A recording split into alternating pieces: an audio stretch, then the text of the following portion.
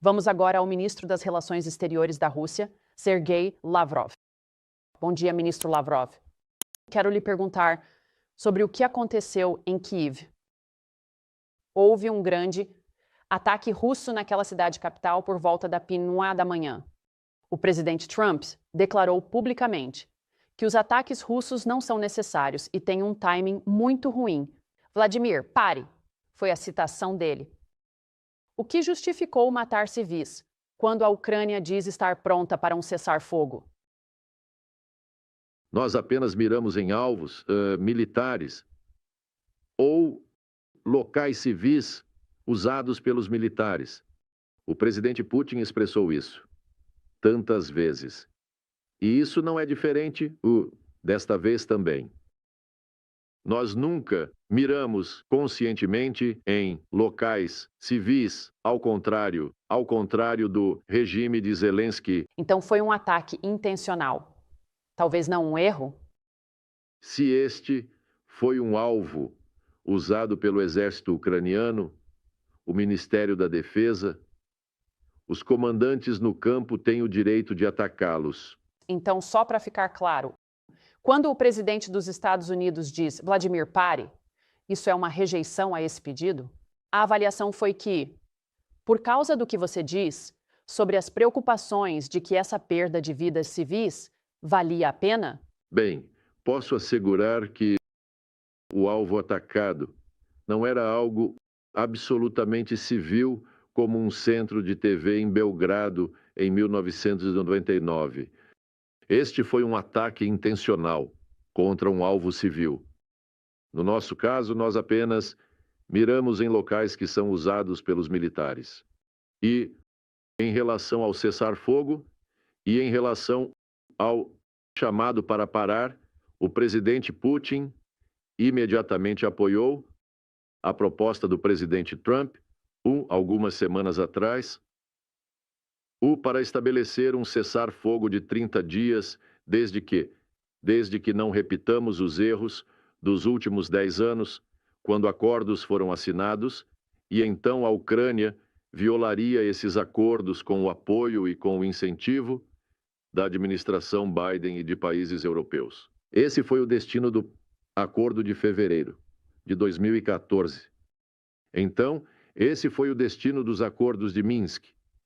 E esse foi o destino do acordo alcançado, com base nas propostas ucranianas em Istambul em abril de 2022.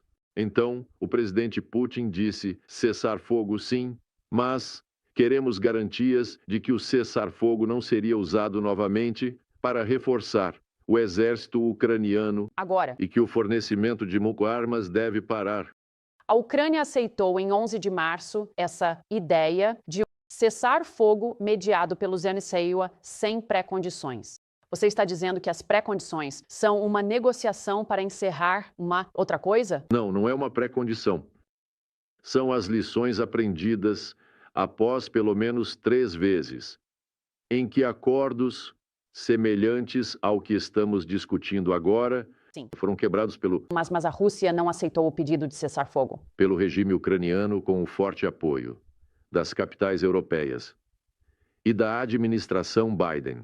Se você quer um cessar-fogo apenas para continuar a fornecer armas para a Ucrânia, Certo. então qual é o seu propósito? Você sabe o que Kaja Kallas e como é o nome dele, Mark Rutte, disseram sobre o cessar-fogo? O secretário-geral da OTAN e União Europeia. Acordo. Eles afirmaram claramente que só podem apoiar um acordo que, no final das contas, tornará a Ucrânia mais forte, faria da Ucrânia uma vencedora. Então, se esse é o propósito do cessar-fogo, não acho que seja isso que o presidente Trump deseja. Isso é o que os europeus, junto com Zelensky, querem fazer com a iniciativa do presidente Trump. A Rússia continuará a atacar Kiev, apesar de o presidente Trump dizer Vladimir, pare. Você não está me ouvindo. Continuaremos a mirar nos locais usados pelo exército da Ucrânia por alguns mercenários de países estrangeiros e por instrutores que os europeus enviaram oficialmente para ajudar alvo em locais civis russos. Se você observar a situação na região de Kursk, na Rússia, por exemplo, não há um único alvo militar nos últimos 6 meses que os ucranianos tenham atacado. E houve também uma proposta do presidente Trump, imediatamente apoiada pelo presidente Putin, para ter uma moratória de 1 mês nos ataques. Na infraestrutura de energia, Certo, isso expirou. nunca violamos este compromisso do presidente Putin.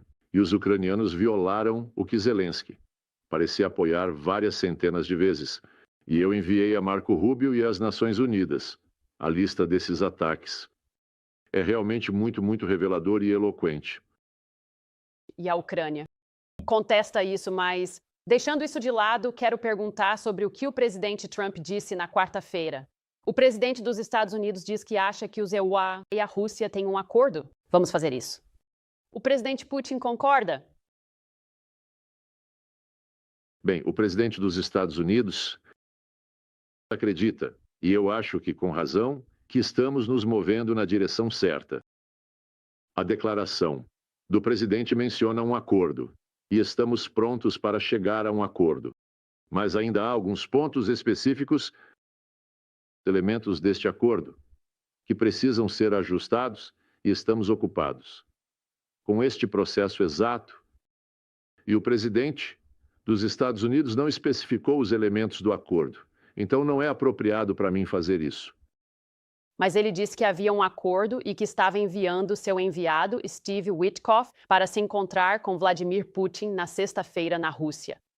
Essa reunião ainda vai acontecer? E devemos esperar um acordo esta semana?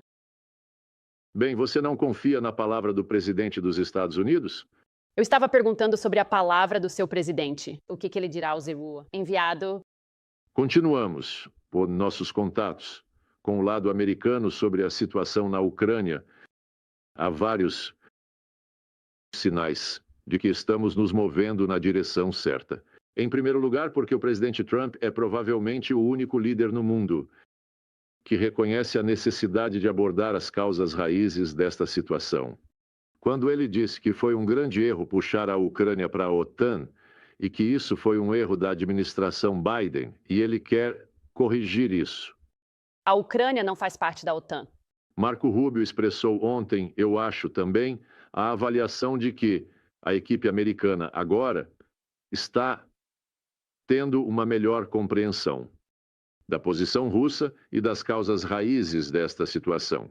Uma dessas causas raízes, além da OTAN e da criação de ameaças militares diretas à Rússia bem nas nossas fronteiras, outra é os direitos das minorias nacionais na Ucrânia. Tudo que é russo, mídia, educação, cultura, qualquer coisa, foi proibida por lei na Ucrânia. Para sair desta crise, você não pode simplesmente esquecer os direitos humanos. Sempre que discutimos o Irã, não é ilegal falar russo. Qualquer coisa, os negociadores americanos colocam os direitos humanos no topo. Eles têm reivindicações a esse respeito para a China, para nós, para qualquer um, mas sempre que os europeus e outras nações ocidentais falam sobre a Ucrânia, ninguém consegue murmurar as boas palavras direitos humanos. Simplesmente ninguém. Pelo contrário, o que Ursula von der Leyen e outras pessoas, Bruxelas e Europa, dizem é que a Ucrânia está defendendo os valores europeus. Então, um desses valores é cancelar a língua russa. Não é o ministro político Lavrov que fala russo, o presidente da Ucrânia fala russo. Então, a língua árabe na Palestina. Apenas imagine. Sim. Você mencionou que os ECU e a Rússia precisam trabalhar em alguns desses pontos finos de um acordo. Você já especificou alguma... Bem, claro, eu adoraria isso, mas minha pergunta era... Fontes europeias dizem que os EUA, a proposta é realmente apenas uma espécie de lista de tópicos. A Rússia tem detalhes, os detalhes que você precisa neste momento em termos de uma abordagem formal? Nós somos realmente pessoas educadas. E ao contrário de alguns outros, nunca discutimos em público o que está sendo discutido nas negociações. Caso contrário, as negociações não são sérias. Para pedir a opinião de alguém sobre a substância. Vá até Zelensky. Ele está feliz em falar com qualquer pessoa através da mídia, até mesmo com o presidente Trump. Ele apresenta suas reivindicações. Ele não recebeu proposta, me pergunto. Se você recebeu. Somos pessoas sérias e nós podemos ver as propostas sérias. Fazemos propostas sérias. E este é um processo que não deve ser público até o final. Ok, então nenhum acordo. É iminente. Eu não disse isso. Agora eu entendo, aliás, por que você queria obter respostas breves para suas perguntas. Você quer alguns slogans para serem... Não, o presidente dos Estados Unidos disse que havia um acordo com a Rússia. Eu queria perguntar à Rússia se há um acordo com os Estados Unidos. Eu quero deixar claro. Bem, nós fizemos nossos comentários sobre essa declaração. As negociações continuam. E até o final das negociações, não podemos divulgar do que se trata. Ok. O conselheiro de Segurança Nacional, Mike Waltz, disse, no mês passado, que o presidente Trump está pedindo que milhares de crianças ucranianas que foram levadas para a Rússia sejam liberadas agora como parte do que ele chamou de medidas de construção de confiança. Quais medidas a Rússia tomou para atender ao pedido do Sr. Trump? Olha, muito antes do pedido, vindo de Washington, nós já estávamos tratando da questão do destino das crianças que durante o conflito se encontraram fora de suas casas, longe de suas famílias. A maioria dessas crianças estava frequentando, como se chama? O lugar onde pessoas sem pais... Orfanato. Orfanato. E nós anunciamos quaisquer detalhes que temos sobre essas crianças. E assim que relevância, quero dizer, os pais ou outros parentes relevantes se disponibilizam, eles estão recuperando as crianças. Este tem sido o processo nos últimos quase 3 anos, entre o provedor de justiça da Rússia e a Ucrânia. Então, não há uma nova liberação de milhares de crianças ucranianas a pedido do presidente Trump? Não houve lá ninguém, sabe?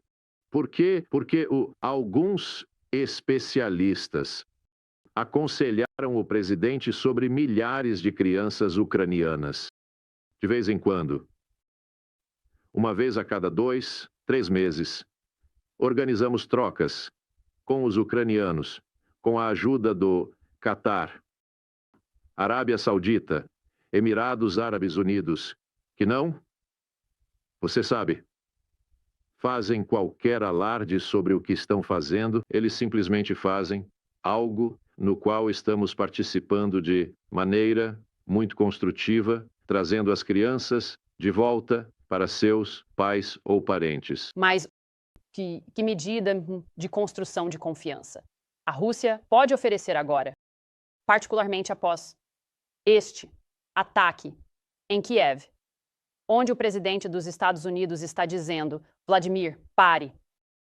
Como você convence os Estados Unidos de que a Rússia está realmente séria sobre a paz? Bem, medidas de construção de confiança têm sido abundantes nos últimos 10 anos. Eu mencionei um acordo em... Este ataque foi durante a noite. Você quer uma resposta breve, certo? Como eu entendo das suas palavras iniciais. Ou você quer uma resposta que explique a situação? A proposta do presidente Trump de um moratório de 30 dias sobre os ataques contra a infraestrutura de energia foi apoiada pelo presidente Putin e observada estritamente. Esta foi uma medida de construção de confiança contra a política e ação tomadas pelo regime de Zelensky. Como eu disse várias centenas de vezes, a infraestrutura de energia civil foi atingida. Outra medida de construção de confiança foi a proposta do presidente Trump e sua equipe de retomar o acordo NEI no Mar Negro. E as delegações se reuniram em Istambul, em Riad. As delegações trocaram as opiniões sobre como isso pode ser implementado na prática, e as propostas feitas pela Rússia estão sendo consideradas pelos estados. Existem muitos outros exemplos sobre medidas de construção de confiança, mas se você acredita que é apenas a Ucrânia que está interessada em construir confiança, acho que uma resposta curta seria: isso é uma ilusão. Você acredita na palavra do presidente Trump? Quando ele diz que se a Rússia não conseguir fazer um acordo para acabar com o derramamento de sangue na Ucrânia, ele aplicará tarifas secundárias. Acho que ele quer dizer sanções. Petróleo saindo da Rússia? Ou você acha que neste ponto a relação entre a Rússia e a América foi reconstruída e isso não acontecerá? Bem, eu não posso comentar sobre o que você acha que o presidente Trump quis dizer quando ele disse algo. O que você acha que ele quis dizer quando falou sobre tarifas secundárias no petróleo saindo da Rússia? Bem, ouvimos muitas coisas vindas do presidente Trump. O presidente Trump disse que está cansado e farto da situação no acordo, especialmente ontem, quando comentou as declarações de Zelensky. E o presidente Trump tem suas próprias propostas e tem seu próprio estilo ao mencionar essas propostas em seus discursos públicos. Nós nos concentramos, como eu disse, nas negociações reais que o presidente Trump apoia e instruiu o seu pessoal para continuar a se envolver nessas negociações. Desculpe, a resposta foi um pouco longa, mas é difícil explicar de outra forma. Então, eu pergunto sobre a ameaça de sanções ou tarifas secundárias, porque você disse recentemente em uma entrevista que, se tivesse que escolher pessoalmente um lado, manteria as sanções existentes sobre a Rússia. Você disse que reestruturou a economia para ser autossuficiente. E há um medo crescente de que, cito, o astuto americano levantará as sanções de repente para inundar nosso mercado com serviços e tecnologias. Então, se esse for o caso, por que os Estados Unidos deveriam considerar levantar as sanções de qualquer forma? Por que você me pergunta? Você acabou de citar minha declaração. E essa declaração é clara para mim e clara para todos aqueles que a leram. Se você tem perguntas para o lado americano sobre como eles tratam a situação, não é o endereço certo para levantar isso comigo. Então, você quer manter as sanções em vigor? Essa é realmente a posição russa? Eu não quero reexplicar o que expliquei, acredito, de maneira bastante clara, de novo. O conteúdo real aqui. Certo. Foi um pouco mais longo do que normalmente você prefere, eu sei. Bem, em fevereiro, no entanto, um de seus colegas, Kirill Dmitriev, que dirige o Fundo Soberano e tem sido ativo na diplomacia com os Estados Unidos, disse algo um pouco diferente.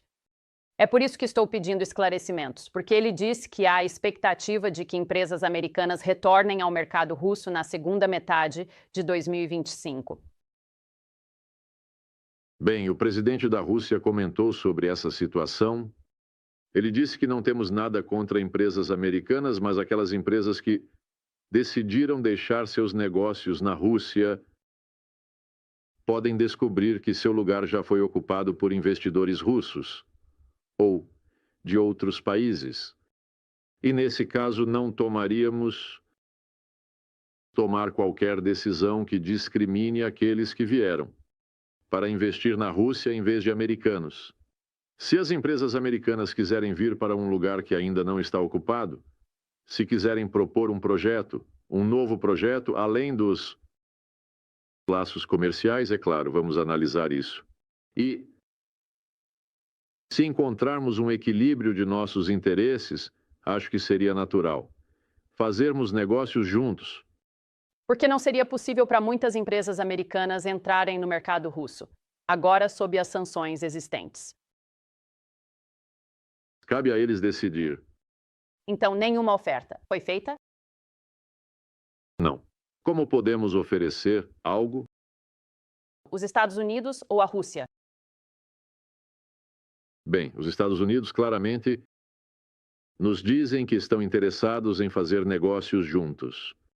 Nós nunca rejeitamos propostas de negócios, desde que sejam baseadas em oportunidades iguais e tratamento uns com os outros, e levar a um equilíbrio de interesses.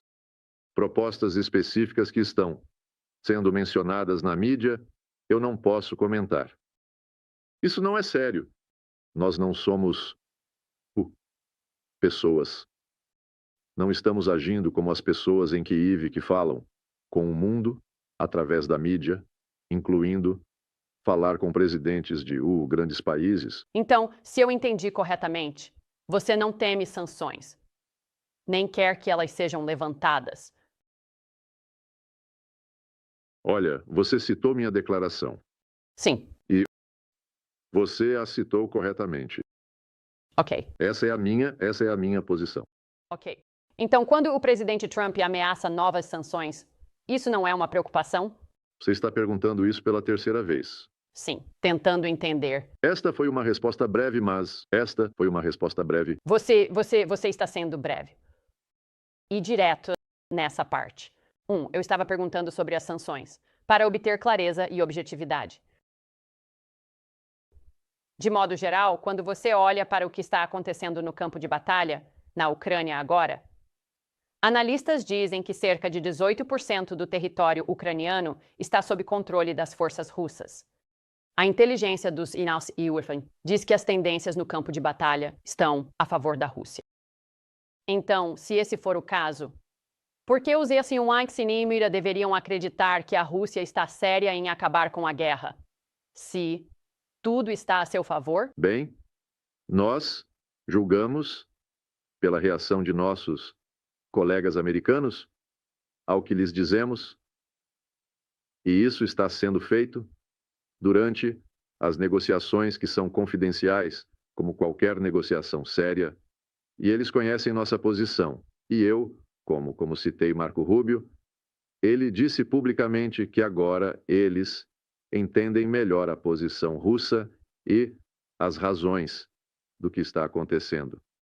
E ele disse que ninguém em Washington moveu um dedo para fazer o mesmo, para tentar entender a Rússia durante a administração Biden.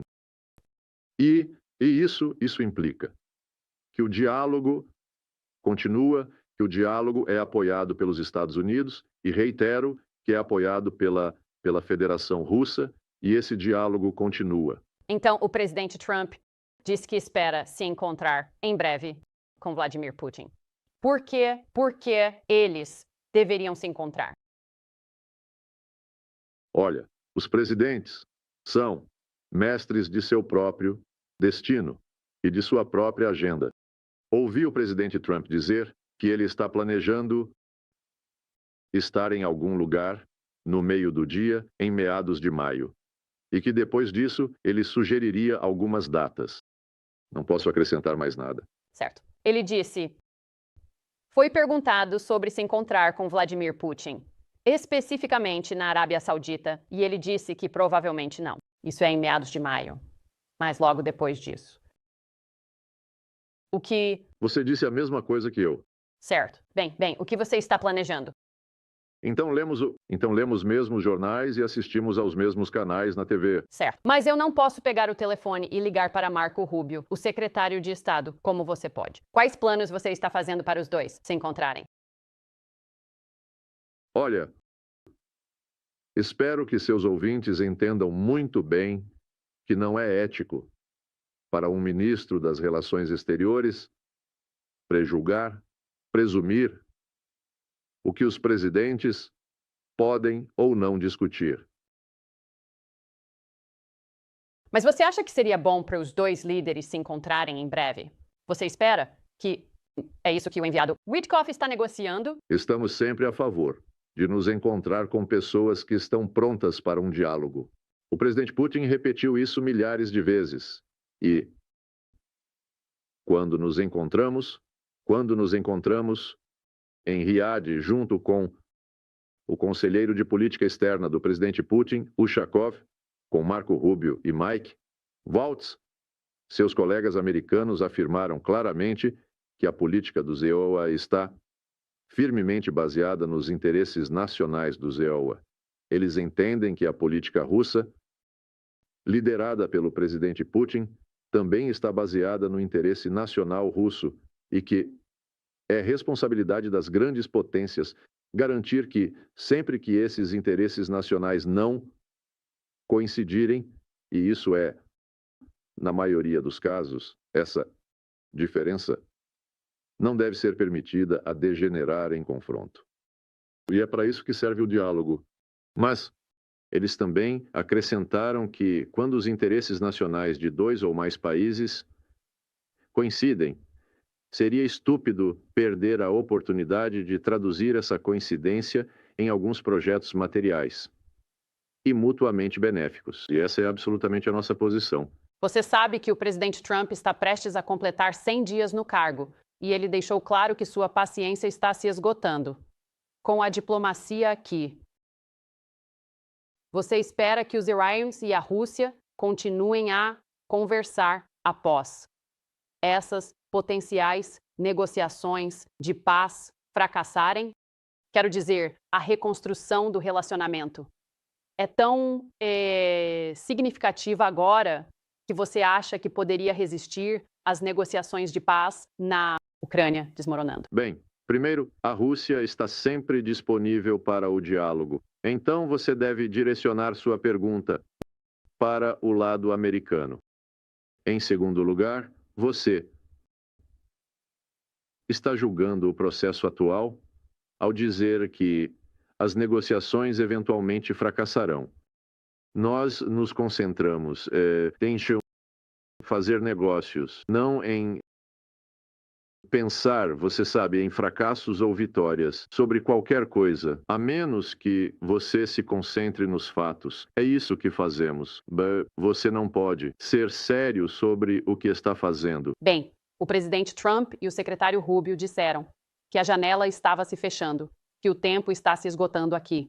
Essa não é a minha opinião. Isso é o que eles disseram? Eu quero te perguntar um pouco. Bem, vá em frente, desculpe. Espere um segundo. Eu apenas citei o Marco Rubio, que ontem falou sobre uma melhor compreensão da posição russa, então talvez você tenha perdido isso. Bem, ele também disse que uma decisão precisava ser tomada em dias e que os Iowa têm outras coisas em que se concentrar. Bem, nós entendemos. Nós entendemos a impaciência, porque na cultura americana, você cria expectativas e você acende a tensão em torno dessas expectativas. Isso não ajuda a fazer política real. Mas no nosso caso, como eu disse, estamos sempre prontos para o diálogo, prontos para negociações. E não começaríamos, você sabe, apostando em um fracasso. Isso seria uma característica de maus negociadores, né? Negociadores inexperientes.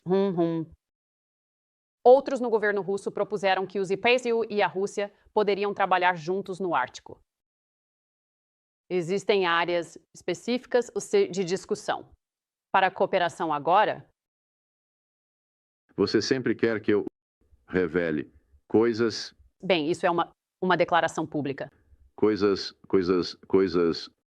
que podem ser discutidas pelos respectivos oficiais da Rússia e dos Estados Unidos, por aqueles que são responsáveis pelo comércio, cooperação econômica, investimentos e assim por diante.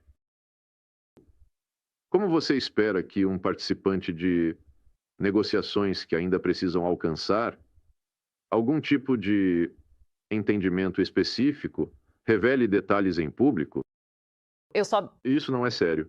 estou perguntando o que você acha que é o potencial. Então, eu li o livro do presidente Trump, A Arte da Negociação, Uhum. e ele não aconselha a divulgar informações antes do tempo. Com todo o respeito, o presidente Trump fala bastante sobre as coisas que ele gostaria de fazer com a Rússia e as oportunidades de trabalhar juntos. Eu entendo que você não quer.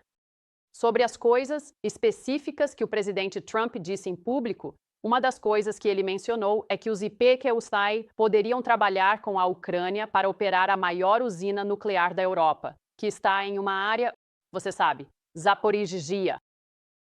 Os russos controlam essa área agora. Você concorda com as declarações públicas do presidente Trump de que a melhor segurança seria os EUA e a Ucrânia operarem isso juntos? Não, nós nunca recebemos tal oferta. E se recebermos, explicaremos que a usina nuclear de Zaporizhia, é operada pela LRST, corporação estatal da Federação Russa, chamada Rosatom. Está sob monitoramento do pessoal da AIEA, permanentemente localizado no local. E se não fosse pelas tentativas regulares da Ucrânia de atacar a estação e criar um desastre nuclear para a Europa e para a Ucrânia também. A segurança, eu acho que é importante que os requisitos sejam totalmente implementados e está em muito boas mãos. Então isso é um não? Não, eu não acho que qualquer mudança seja concebível. Ok, porque isso estava em uma declaração pública da Casa Branca para a mídia? Nós, como eu disse, não recebemos nenhuma proposta que fosse específica. Então, você sabe, eu entendo que os jornalistas têm que especular. Não podemos especular sobre algo que realmente não está sendo mencionado durante as negociações. Zaporizhzhia não está sendo negociada agora. Devo dizer isso pela terceira vez? Mas eu ouvi você. Mas eu só quero deixar bem claro, porque isso também é amplamente relatado como estando na proposta do ZEUA. Proposta atualmente na mesa. Por que você não me pergunta sobre a posição do presidente Trump na Crimeia? Você gostou do que o presidente Trump disse sobre a Crimeia ontem, quando ele disse que estava sob controle russo desde 2014? Não se trata de gostar ou não gostar. Trata-se do fato de que ele disse a verdade. Então ele disse algo específico que você gostou? E quando Zelensky disse que isso é absolutamente excluído, porque a Crimeia é parte da Ucrânia, de acordo com a Constituição, ninguém, na Europa ou nos Estados Unidos, aliás, lembrou a ele disso. Além das questões territoriais, a Constituição ucraniana garante, cito, o livre desenvolvimento, o uso e a proteção do russo e de outras línguas de minorias nacionais na Ucrânia. E eles garantem o desenvolvimento da identidade étnica, cultural, linguística e religiosa de todos os povos e minorias nacionais na Ucrânia. Isso também está na Constituição, mas como já mencionei e você decidiu não aprofundar neste tópico, ninguém no Ocidente sequer menciona direitos humanos quando exigem que a Ucrânia derrote a Rússia no campo de batalha. O presidente Trump disse que a Crimeia nem está sendo discutida agora. Sim, porque isso já está resolvido. Você quer dizer que a Rússia ocupa e controla e não negociará o futuro da Crimeia? É isso que você está dizendo. A Rússia não negocia seu próprio território. Então isso é uma coisa específica, espaço público. Você disse que tudo o mais que eu perguntei sobre a proposta do ZEUA e a proposta é muito sensível para discutir. Há alguma outra parte da proposta do ZEUA que você goste? Não, não, não. Eu apenas comentei o que foi dito publicamente. E eu também disse que negociadores normais, enfatizo isso mais uma vez, normais negociadores, não negociam através de um microfone. Eles se encontram e discutem, ouvem uns aos outros, tentam entender, tentam ver onde de interesse pode ser alcançado. E é assim que nossos contatos com os representantes americanos são organizados. Respeitosamente, você está nos níveis mais altos da diplomacia russa há 30 anos. Isso não é há pelo menos 30 anos. Quero dizer, você tem desempenhado papéis diplomáticos muito importantes dentro do topo do sistema diplomático russo por um tempo muito, muito longo. Não acho que qualquer parte disso seja típica ou normal para usar a palavra que você usou. Steve Witkoff é o enviado. Kirill Dmitriev é o enviado de Vladimir Putin aqui. Você acha que é infeliz que o sistema internacional de diplomacia não esteja sendo mais utilizado e que seja essa estrutura de enviados pessoais 1 a 1?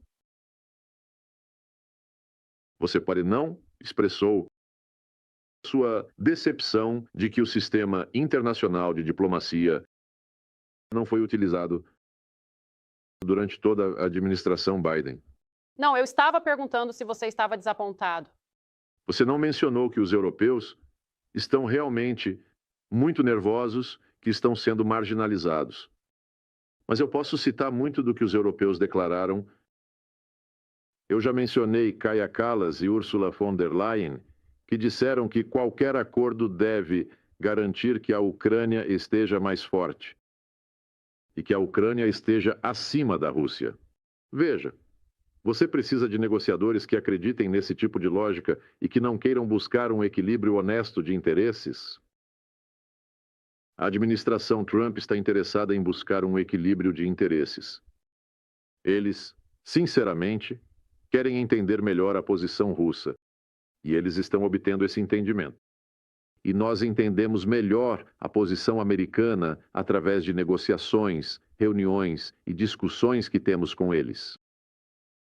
Em janeiro, a Rússia assinou um acordo com o Irã para se tornar um parceiro estratégico. A Rússia estaria disposta a romper essa relação a pedido do Zimmer, se isso significasse melhores relações com a América? Nunca houve um pedido como esse.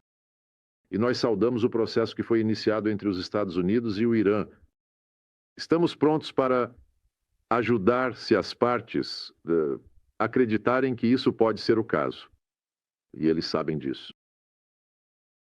Você foi o negociador em 2015, em nome da Rússia, para aquele acordo internacional histórico, o JCPOA. E parte de como a Rússia foi útil foi destruindo o material nuclear enriquecido do Irã. Essa é uma oferta que você faria novamente? Não estivemos envolvidos na destruição do material nuclear do Irã. Descarte. Parte do acordo era mover uma quantidade desse material para a Rússia para guardar.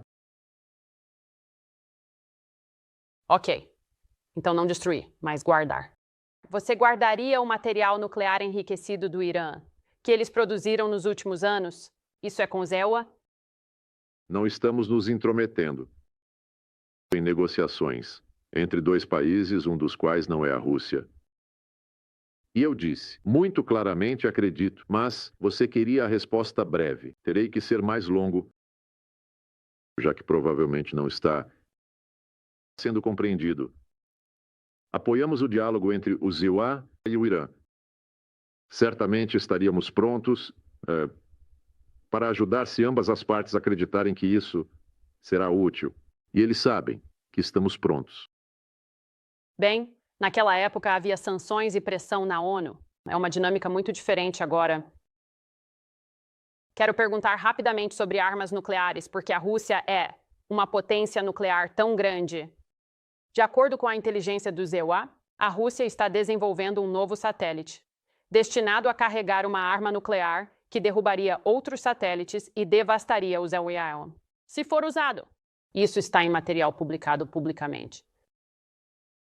A Rússia Pretende violar tratados passados e realmente colocar uma arma nuclear no espaço? Não. Antes de fazer essa pergunta, você deve verificar se isso é verdade ou não. É isso que os EUA fazem, a inteligência diz. EUA, inteligência, eu estava ouvindo o presidente Trump sobre suas opiniões sobre qual é a lista de conquistas dos EUA, a inteligência. E eu tenho meus próprios fatos nos quais confio. Nós temos promovido por muitos anos nas Nações Unidas uma resolução que proíbe colocar quaisquer armas nucleares no espaço sideral. O país que é categoricamente contra isso são os Estados Unidos. Ao mesmo tempo, os Estados Unidos promovem uma abordagem segundo a qual eles querem proibir colocando armas convencionais no espaço sideral. E eles não conseguem responder à pergunta: isso significa que armas nucleares eles estariam planejando mover para a órbita? Então, minha resposta é muito clara. Nós temos defendido nas Nações Unidas uma proibição legal de colocar quaisquer armas nucleares no espaço sideral. E os Estados Unidos, pelo menos durante a administração Biden, esse foi o caso. Eles eram categoricamente contra isso. Foi a comunidade de inteligência da administração Trump que publicou essas descobertas há apenas algumas semanas. Você está dizendo as descobertas da comunidade de inteligência da administração Trump estão incorretas em relação à Rússia desenvolver um novo satélite destinado a carregar uma arma nuclear? Nós negamos essas alegações. Nós, mais uma vez, não podemos deixar de repetir, temos promovido por anos, nas Nações Unidas, um tratado, não uma declaração, um tratado proibindo o posicionamento de armas no espaço sideral.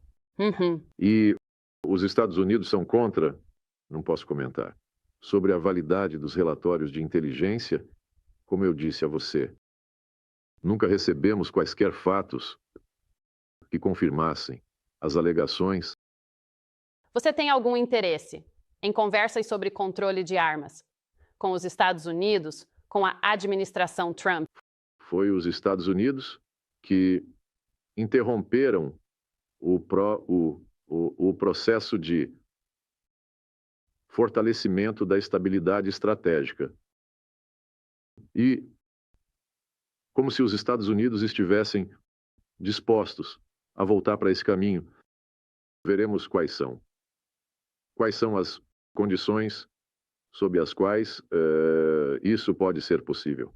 Enquanto nos documentos doutrinários, dos documentos doutrinários, somos descritos como um adversário, quando os oficiais em Washington nos chamaram, algum tempo atrás, de inimigo.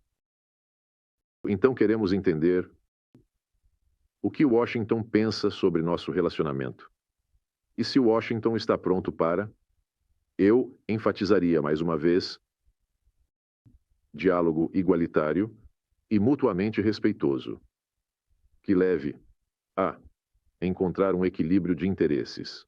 Se essa for a abordagem, tudo é possível. Ministro, estamos chegando ao fim do tempo, mas apenas antes de deixá-lo ir, de tudo que você expôs, não ouvi de você que a Rússia está disposta a fazer qualquer concessão em qualquer coisa até agora.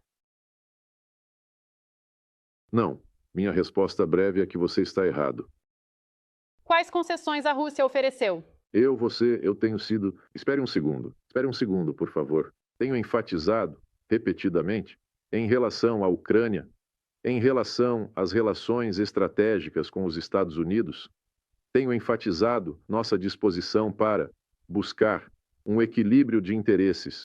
Se isso não é o que sua estação considera disposição para negociações, então eu não sei como ser, ainda menos eloquente ao tentar ser breve em minhas respostas. Bem, houve coisas muito claras e específicas ditas pela administração Trump, como o vice-presidente dizendo que as atuais linhas de contato na Ucrânia congelariam e terminariam bem próximas de onde as tropas estão.